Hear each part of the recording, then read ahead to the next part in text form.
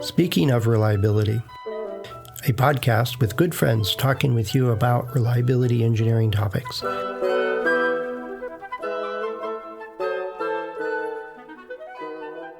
Welcome to Speaking of Reliability. This is Fred Schenkelberg. And this is Dianna. Hi, Fred. Hi, Dianna. Good to talk with you. We spent, 40 minutes chatting? Yes. Okay. We don't talk often enough. I think that's a symptom of that. But before we get too far off and then we don't have time to record, I wanted to ask you or share with you a question I heard about yesterday. I got yesterday, and it was how do you get started as a consultant? Or I think the way they actually phrased it was two people, and they were like, "How do we start a consultancy?" And I'm like, okay. And I thought, well, that's pretty dirt simple. Move to a place you don't need a business license and just tell everybody you're a consultant. Voila, you're in business.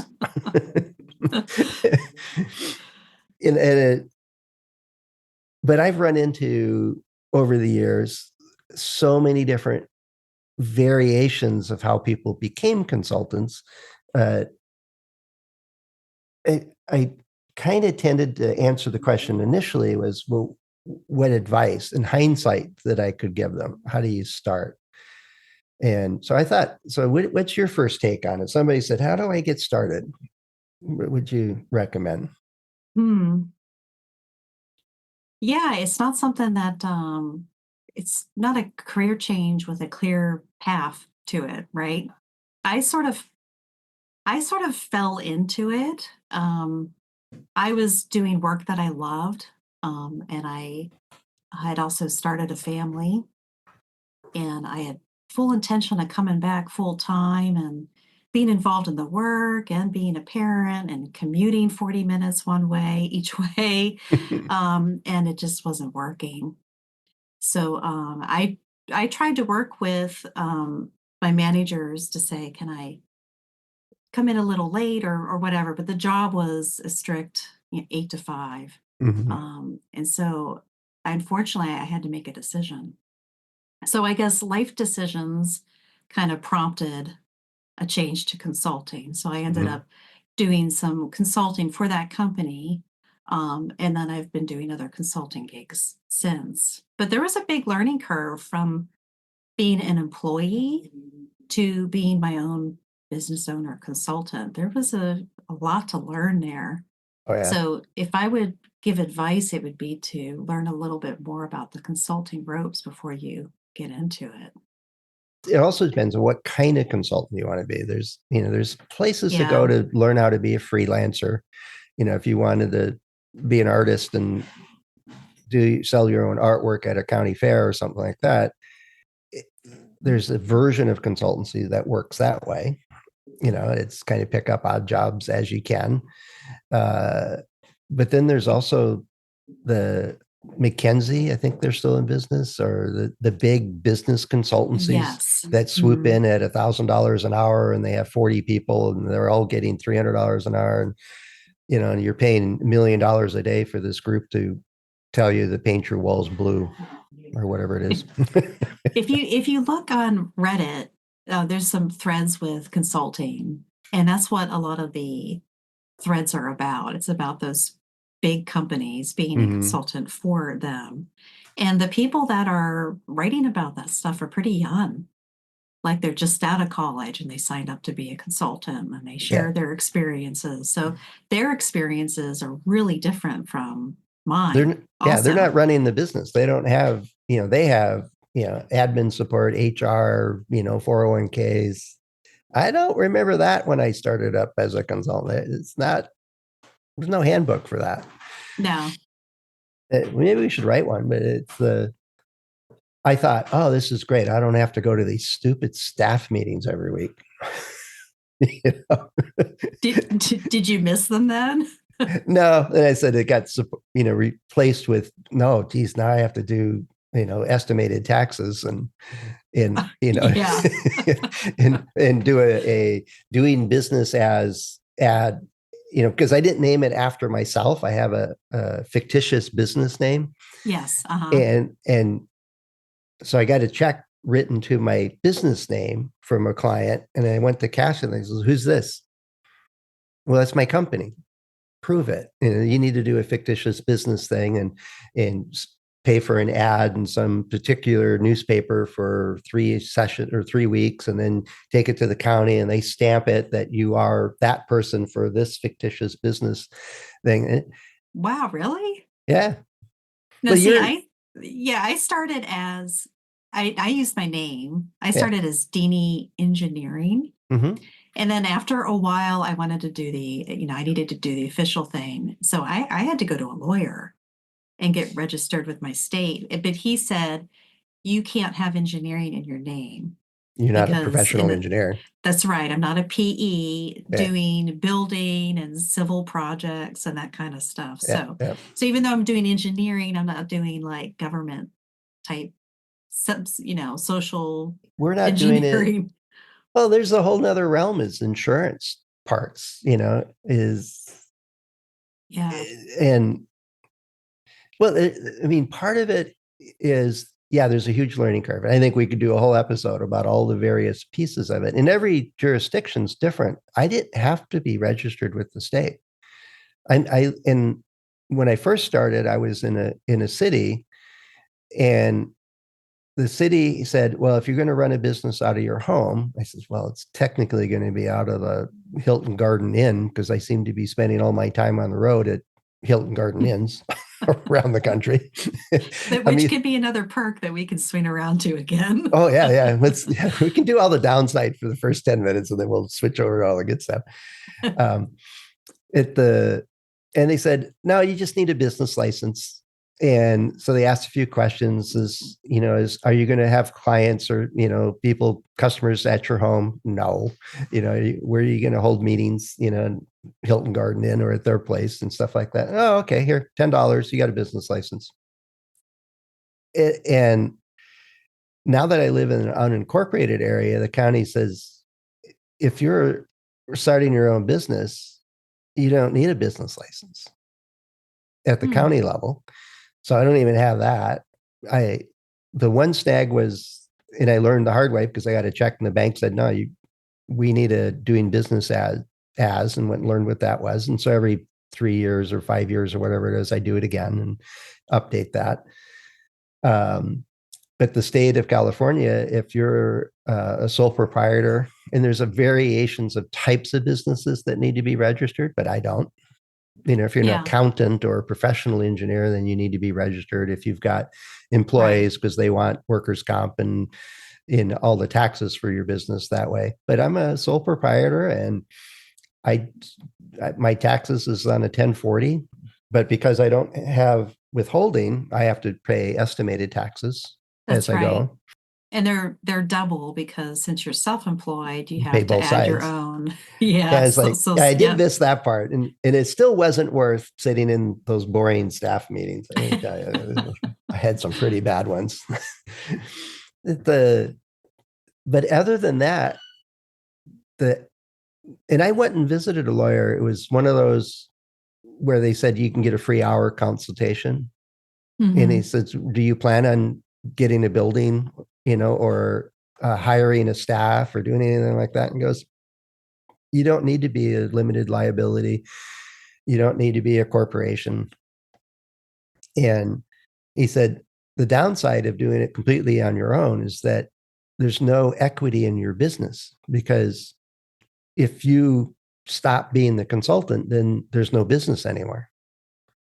Right. I can't sell my business because I am it. And that might be, depending on what you want to do as you go into consultancy, it may or may not be a good thing. It depends on what you want to do and what your objectives are. If you want to build an empire, not that I think that's wrong. I probably should choose a different word. Empire. I'm immediately thinking of those TV shows in the music industry. Oh yeah. No. But it's for me, like you, as I kind of fell into it but I also had like 5 years of pretty intensive training on how to be a consultant. I was at a HP at the corporate level in a group that we were there was 50 of us all together, and we were essentially captured consultants because all the projects we did, we had to get funded by the product divisions. So we had to Yeah. write proposals, find opportunities, write proposals and get our funding. And the and most of the time, the group and the management of that group would kind of usher that process along. But I was in a group that said, no, we need to find our own. In a subset of a team within that group that was a little off track from what was normally done. And so we got training on doing presentations, on interviews, on understanding what the real problem is. As you're talking to somebody, they say, oh, I need this widget attached this way. And like, well, why do you need that? What would that get you? And then they'd say something, and why do you need that? What will that get you? The real problem was that they had such a high repair rate, their yield was really bad. And so fixing that part the way they presented it was probably not the right thing. It was fix the process kind of thing. Yeah, it's that whole that's a big part of consulting is someone will come to you with just a pain point Yep. or a symptom they're experiencing, but that's not going to be really the root cause. Like you can address the symptom, but it's going to come back again and you're not really helping them anymore. That's right. So yeah, doing that discovery meetings and kind of guiding them to what's the real problem here. And not just that, but also getting to the business case of it too. Why is this a problem for your business? Why do you care? Yeah. Yeah. What's the ROI, return on investment? Exactly. Mm-hmm. So if you're working in a company, I think you should behave like you're a consultant anyway. You don't just go work on whatever it seems interesting at the moment. You got to work on stuff that makes a difference in order to improve your own career but this is all in hindsight. And it was in the role I had at Hewlett Packard was we were internal consultants. And so we did all the mechanisms of everything except signing up for a business license. It was pretty darn close to what we were already doing. But to get started, that was not enough for me to say, I quit. Now I'm going to be a consultant.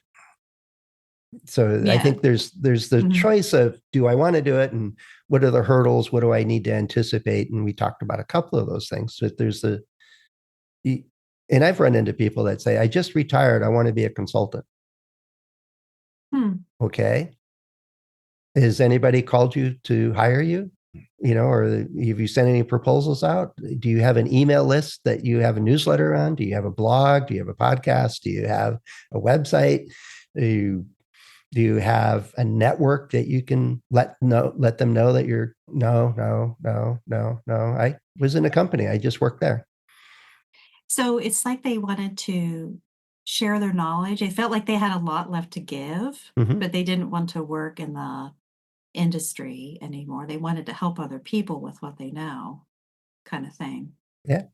And the one I'm thinking of in particular, he very quickly became pretty well known and hooked up with folks like me and others on LinkedIn that were influencers, if I can call us that had a lot of connections.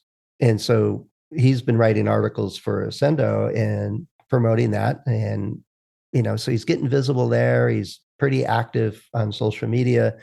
At conferences, he's part of different conference committees and doing papers. But my advice to him was, you should have started this 10 years ago while you were still in the company, so that you had, because I wrestled with the decision to leave HP. I'd lose insurance. I didn't have a paycheck showing up at the end of the month. There was no guarantees that you would get a client at all. And it's a little scary. It is. It's a leap. And I thought, well, how about I come back and consult in my own role? And my boss was like, no, either you're working here or you're not, kind of deal. And I think he gave me just enough of a nudge to say, no, you can actually do it. But he said, but you can't come back 3 weeks from now saying you bombed out. We're not going to hire you back. kind of, he cut the rope and said, either you make the decision or you don't, kind of thing. Yeah. And so Oh, that's fair. it is fair. And I walked in Monday morning. I've been talking to him about it. I've been wrestling with this decision for months. And I used every one of the decision making algorithms and tools and techniques. And is okay, I'm going to quit tomorrow and be a consultant. And then I wake up and I'm like, no, I'm not doing that. And then the next day I go through all these stuff and think through it and go, all right, I'm staying at HP. I'm going to double down on that and have a good time. And then the next morning I wake up, but I really want to be a consultant. Was there something that was it him kind of cutting the rope? Was that the thing that was the impetus for you to take the jump, or? It was the going back and forth. And finally I said, I'm getting tired of thinking about this. Oh. And I ran a marathon, and I said, by the end of the marathon, I'm going to make up my mind. And if I wake up in the morning, oh my gosh. and if I wake up in the morning and I'm okay with that, then I'm done. And I've not heard of that technique before. I don't think I want to do that technique. Well, I was running marathons anyway, so I was just happened to be one on this coming up race, and I thought, oh, I'll go do that. And but I woke up in the morning knowing I'd be sore anyway, and then I had a flight back home, and all right, I'm good with it. So tomorrow I'm going to go tell my boss I'm quitting. Right? And I woke up and I was still good with that. So it was really I'd gone through everything I could think of. And I talked to a lawyer about how do I go about doing this? What do I be aware of? I talked to other consultants. I talked to, my boss quite a bit and my director. And I had as much information as I could possibly get, and probably too much. I probably really kind of annoyed them a bit, my boss. But I said, all right, if I wake up and I'm still consistent with the decision I went to bed with, I'm good. And so I went into the office. I usually went early because of the commute. I pick up my voicemail, and it was Monday morning or Tuesday morning, whatever day it was. And the very first message I got was, hey, we saw you do a presentation 2 years ago. Are you available to come consult for us? Oh, okay. So I walked around the corner of my boss and said, here's my 2-week notice. And I told the guy on the phone, I says, well, I'm still technically working. I really can't do it, but I've been thinking about leaving and being a consultant, but it'll take me 2 weeks to, make the transition. He goes, oh, don't worry about that. It'll take us 2 weeks to do the paperwork anyway, which is something I had completely not thought of, that it takes them a while to get started. Onboarding for some companies, getting them into their procurement system is a nightmare. Just if you're going to go into consultant, be prepared for that. Some is a handshake and you're done. And others, it's procurement gets a hold of you and they want your life story and every number known to man. And apparently we have Dunn's number, DUNS. It's a Dun and Bradstreet number or something like that. Yes. And I'm like, what? We do? Why do you need to know that? And then you send the invoice in, and then they kind of walk it around the building about 4 or 5 times for 2 months. And then they say, oh yeah, we should pay this. Yeah. Mm-hmm. It's like, so, but, I enjoy working with different people from different industries. That's a lot of fun. And then, helping somebody past some of those hiccups and obstacles, that's also really rewarding. It is. And it gave me it gave me a transition period between, that work that I still really love that work, and I'm still doing it, but it allowed me to stay in it while still being able to prioritize some other things too. Well, that's one of the big benefits. It is a big flexible. I know I've known Wayne Nelson for years, and what I see him at a conference once in a while. And what are you up to, Wayne? Well, I'm just back from 6 months in Argentina doing ballroom dancing. I have there's a cousin that is a physical therapist. It would work 6 months, 3 months on a contract, and then go south and teach scuba diving, Yeah. like in South America or something like that. Yes.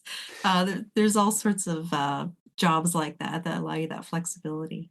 Yeah. And it's, I mean, it depends on the type of consultancy you get in. If you're at a clinic and you're working locally and stuff, then you're not frequent flyers and points for every hotel chain in the country. At one point, I think I had like 50 different membership cards for airlines and hotels and rental cars. And it, and there's some benefits to, you get some perks and stuff like that. It's especially when the client's paying for all the airfare. And I ended up with like Uber status, super status in one Super airline. platinum titanium Yeah, status. the status that you don't even get a card. They just know. I mean, You're sitting in first class and they're like, okay, well, you're the super premium member. What would you like to eat? And then the next person says, oh, I want the spaghetti. And you said, well, I wanted the spaghetti. And they say, you can have it. well, they do that. I've They seen actually that do that. It, happen. it actually does happen. They have a priority list of who Yes. their best customers are. No, one airline, I was flying uh, it was to Florida, and I'm getting on the plane and I'm in business class. This is a 2-class plane. And the flight attendant asked me to change seats because this couple wanted to sit together. And then she asked me again to change seats, and then one more time Oh, during boarding. And like, I don't care. I'm fine. And then she goes, this crew doesn't normally serve drinks, before we take off, but what would you like? yeah. Here's a gin and tonic just for you. And then she came back and took care of me the rest. I mean, really. And I wasn't the super Uber status. I was flying a lot, but I wasn't over the top. And so 2 days later, after the meeting I had in Florida, I get back on the plane and she's there. She's in the welcoming attendant coming on the plane and goes, "Oh, hey, Fred, the usual." And by the time I put my bag away and sit down, and she comes up with a gin and tonic for me. And the guy sitting next to me, and he's in a suit and all this stuff, he goes, "Do you fly a lot?" That's funny. I've never heard that before for airline.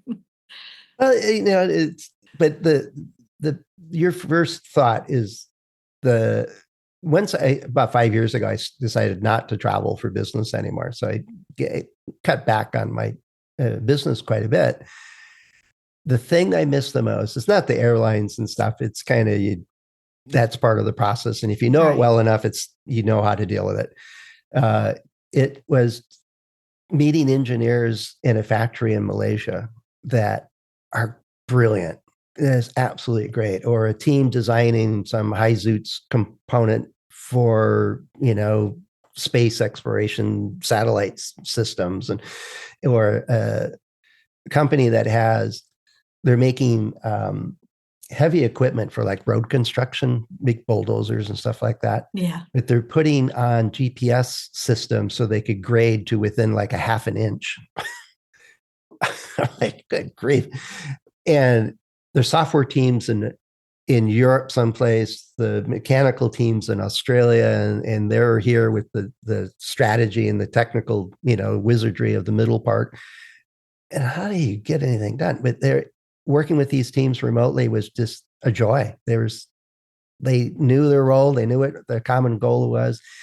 And then you walk in the other companies and it's like, I don't think they'll ever get organized enough to send me a check. I'm not going to spend a lot of time here. But getting to see how other people do things is really interesting. And it compounds. That knowledge goes, Right. I was just in a medical device company. Oh, we don't do medical stuff here. Like, but they solve that same problem this way. If you pay attention to this aspect of this laser alignment, then you'll have it done. And it wasn't patented. It wasn't, it wasn't any special knowledge I had that enabled them, but it was they paid attention to a particular piece of it so that the alignment process was just simple. And I can share that. And And that's what they needed. that's what they needed. And they're like, And I learned that way back when I was at Hewlett Packard.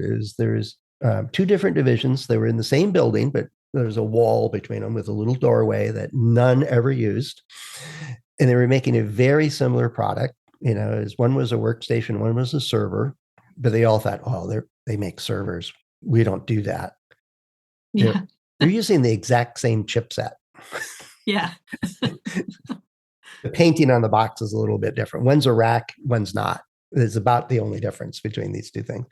And one of them was having trouble with the socket, and the other group I knew had already solved it. He says, oh, you need to go talk to Sarah over in the other building. And like, oh, we don't go over there. They don't do what we do. Go talk to Sarah. And they finally did and got over it and quickly solved their problem. Yeah. But they had struggled with it for a year and just refused to go talk to these people that were less than 100 feet away. Yeah. And being somebody that was aware of the various things that were happening and different solutions that were there and had worked with both these teams, is like, go talk to Sarah. Just go. Just don't tell your boss. Just go. And then you can take credit for it. And like, oh, okay. Well, so people were asking, how do I get started with consulting? And so part of it is just gaining that breadth of knowledge and talk to other people, see what they're doing. But then, I think I like your advice too, is whatever role you're in, especially reliability or quality engineers, you can sort of take on more of that consulting type role within your organization to practice those skills. And that would only make you better at your job where you are now. Yep. And then really start to work on your social profile and your network. And well, that's my number one advice is wherever you are right now is just treat yourself like a consultant already. Is look for those opportunities, and flush them out, get a proposal together, make sure it's a strong business case, all of those kinds of things, and then make a difference. Get good at those tools and techniques and facilitation and all that stuff. But I think more importantly is you need to be visible. You need to be presenting papers at conferences, being on committees. Take that networking thing very seriously, because you need to build a email list or a contact list, that you own, that you can say, hey, I'm moving out into consulting, and you have somebody that instead of just your mom on your social media connection, you have 1,000 colleagues. Yeah. That combination of, they know because of your papers and presentations or blog or podcast, they know how you go about solving problems, where your expertise is, and they know, like, and trust you, so that when you switch to becoming a consultant, you're not starting from scratch, because it does take time to build a network. It does take time to build a presence online. And so it's some get started because a colleague or a friend that is a consultant says, hey, I need some help. Here's some projects. And if you become a consultant, I may have projects for you. And some start at big consultancies, but I think they miss out on what we talked about early on, is they're not running the business. And there's a whole lot to that too. It's not insurmountable by any means. Then there's just the gig worker. You're a pair of hands, and you're not particularly solving a problem or whatever, but you're a pair of hands to put nuts on bolts. It's just a pair of hands. We need somebody to help us facilitate an FMEA, right? You're just a facilitator. It's an important role, and you can get paid well for it if you're good at it, but it's 4 hours or 2 days, whatever the gig is, and then you're done. Right. You're not there to work with them on an ongoing overall plan and implement and change the way they do business. Or you're just doing classes. You put together a class and you get 20 people in the room, but you need to have somebody to advertise the class to, that believe that you have that expertise. You got to build that part first, I think. But I can see somebody working at a company getting all those kind of experiences Mhm. while they're there. You've told stories before about you would hold classes about reliability engineering Mhm. for the people in the company, and Yep. yeah, so learn what you can where you are, and then think about if the timing's right, or sometimes the timing's just never right. And you Yeah. just have to go for it. You have to run a marathon and Yeah, then yeah, decide to yeah. go for it.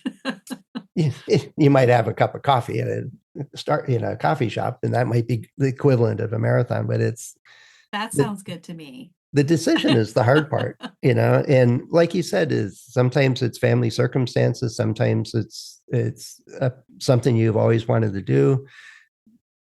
But I think just to be good at what you do, wherever you're at, is build a network that is a supportive technical network. So you can say, hey, Diana, I got this problem the other day and I'm not sure how to really solve it. I can't tell you all the details because you work in another company, but you might be able to have an insight on it. Just have sounding board people. Network is not a list of names.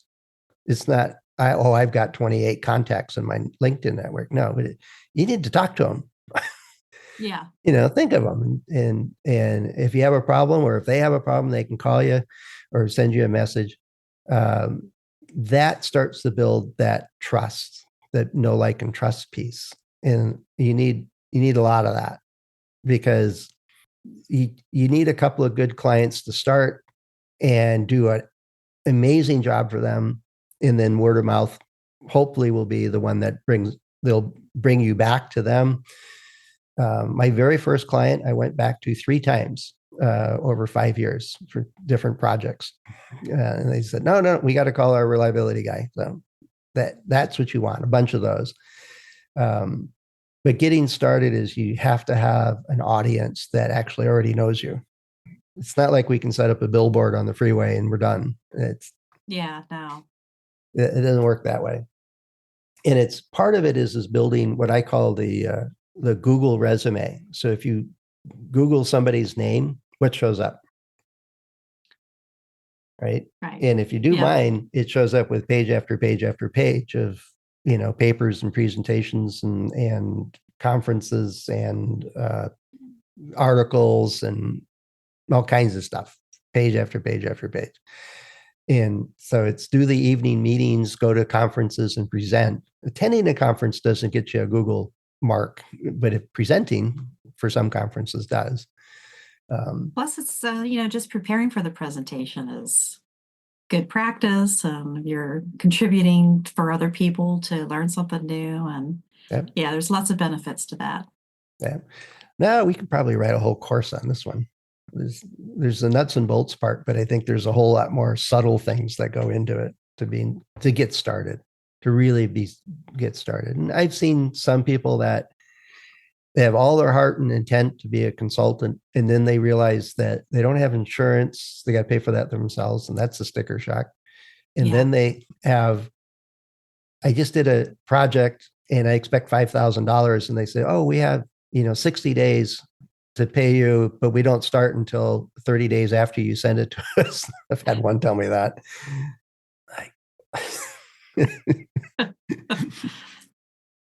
And we haven't even talked about the various types of consultants. You can do odd jobs with different groups all the time, or be a mentor to a small group of people over time simultaneously, or you can work inside a company nearly full time. And Yeah. then there's pros and cons to all those. But no, there's plenty to that. Look at that. I talked to you about how the timing works and I completely ignored it. But I kept trying I know, I'm to sorry. sum it up. You got to listen to one of Carl's episodes. He just goes, and if you're listening to this, that's the Oh, key word. that's what he does. Yeah. So Okay. if you're listening to this and you're thinking about becoming a consultant, my number one piece of advice is start now. Treat yourself like a consultant and become visible to the world by doing things that show up when somebody searches for you. So what would your number one advice be? I like that advice. I would say in the job that you're working in now, just think about the people that you're doing work for as your customers, like even if they're your internal customers, and that'll start to help you get the mindset of consulting, which it's going to help you develop the skills while you're in the job. It'll help you do your job better, and it'll better prepare you for the mindset of being a consultant for other people. Yeah. And then don't open your paycheck for another 60 days. So you get used to that too. Yeah. But yeah, it's so if you're listening to this and you got questions and ideas of, well, how do you actually do this? What are the mechanics or whatever? Or if there's something we covered that was like, oh, what's more about that? Let us know. Head over to accendoreliability.com/go/SOR. And you can leave a voice message for us, which we had a couple weeks ago, which I thought was, I talk about it every time I do an episode, but it's an underused resource for us, but we really like it. Or you can get a hold of Dianna or I or the other hosts of the show through LinkedIn or our About pages. So there's plenty of ways to get a hold of us. And if you look us up by name and add consultant to it, hopefully that comes right to the top. Yeah. We really hope. So with that, thanks so much, Dianna, for helping me answer this question a little bit. And it was, Oh, thank you, Fred. Yeah. Always a pleasure. All right. Talk to you soon. Okay, bye. All right. Thanks for listening to Speaking of Reliability. We invite you to join the conversation. If you have a question or a topic that you think we should discuss in a future show, please let us know. You can find a comment box below the episode show notes, or just leave a note as part of a review on iTunes.